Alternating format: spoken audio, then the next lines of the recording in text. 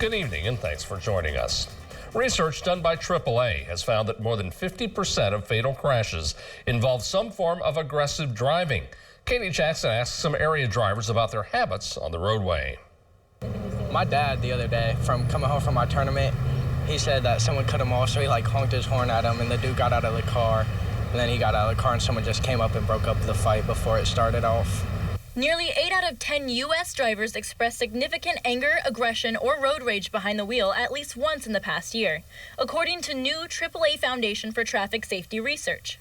I remember there were times when I didn't see something and didn't intentionally cut somebody off, and yet they honked the horn and looked at me like I was the devil, you know. And I made that honest mistake, and I try to project and say, if they made that honest mistake, I could have made it once too. Aggressive drivers and road rage varies from person to person. But Smith says he only drives that way if he's pressed for time. Depends if I'm in a hurry or not. If I'm not in a hurry, I don't really care, but if I'm in a hurry, I get mad if people's driving under the speed limit. Much of that road rage and aggression comes from drivers always in a rush. Lieutenant Brown gives tips on how to slow down and avoid unsafe behaviors behind the wheel.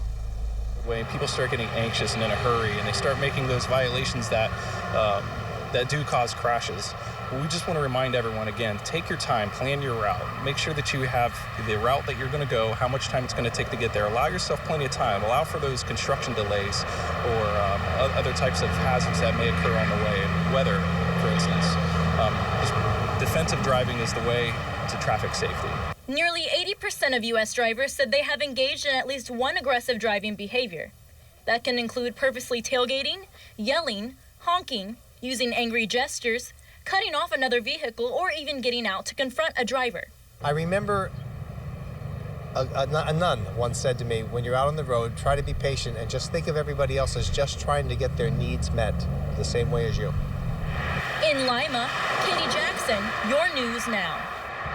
If you see someone that is driving aggressively or that you might think is under the influence, local authorities encourage you to dial 911 or pound 677 to be connected to the nearest Highway Patrol Dispatch Center.